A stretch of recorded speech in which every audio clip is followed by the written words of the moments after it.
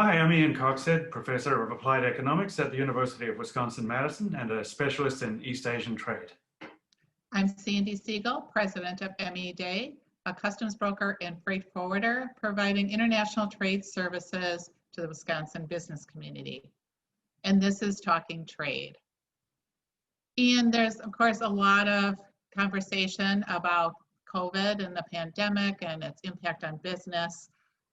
Our customers, being importers and exporters, are so challenged to do any kind of strategic planning, purchasing decisions on the import side, sales, forecasting on the export side.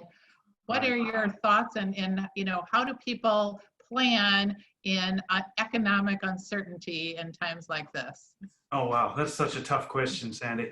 Well, the conditions are pretty familiar, aren't they? Overall demand, global demand is down, pretty severely down, just about uniformly across the board. Lots and lots of supply chain disruptions and uncertainty about markets, and both for inputs and for outputs. Responses by some of our key trading partners, including China, of course, those responses tend to be refocusing on domestic markets in order to reduce uncertainty over trade and trade-related stuff. And then, I guess, offsetting all of that, we've got really big advances in communications technology.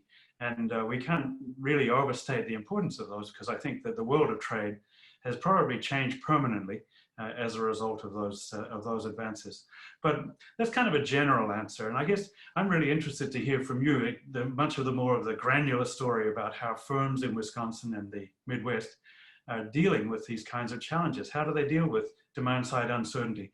How do they deal with the supply chain issues? How do they deal with issues about staffing and safety? Those must be really impacting their bottom line. Oh, indeed. It's been interesting for sure to talk to our customers, and I've enjoyed chatting with them one-on-one, and of course trying to be a resource.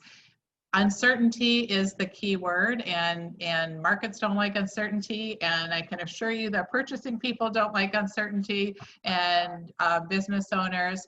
It's been really disruptive, and our industry hasn't helped. It's also disrupted the freight rates and everything else. And everybody at the end of the day has just had to react very quickly, be very nimble in these uncertain times. So I've seen some really extreme measures. And of course, when, things cut back early in February and March and the economy really dropped off and people were on furloughs and so forth, and saw, a quick decline in volumes.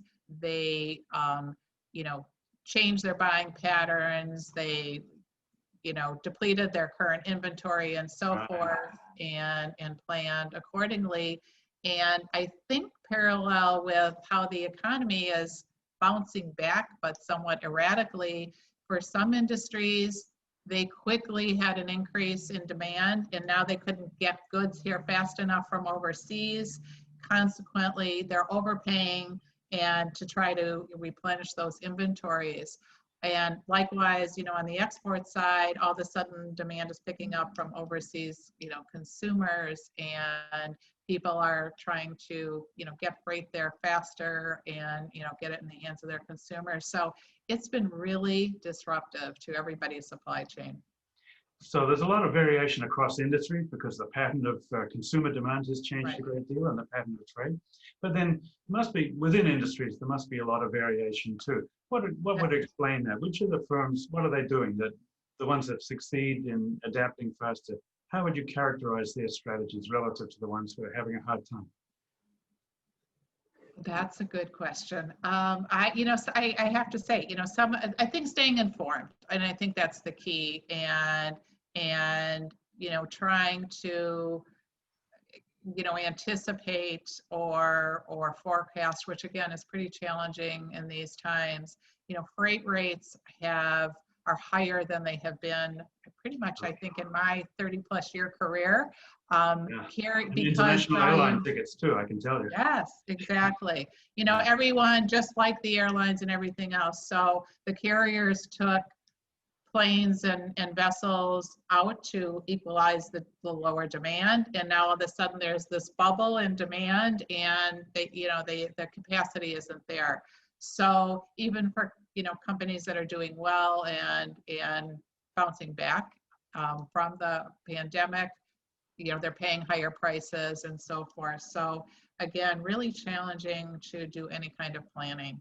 And I think much of it, I honestly have to say, much of it is by luck. I don't think anyone is really in a position to anticipate, how long things will last and where we go from here. By luck, you said, Sandy. That's pretty scary, isn't it? Although I guess if you think about the old slogan that the harder I work, the luckier I get, maybe Yes. we can still Right. distinguish which firms are doing well, right? Right, exactly. Yeah. So I think it's like all of us, stay informed, and one day at a time. Right. Well, that's probably it for this day, and we'll look forward to talking to you again very soon, Sandy. Thanks, Ian. Good to see you.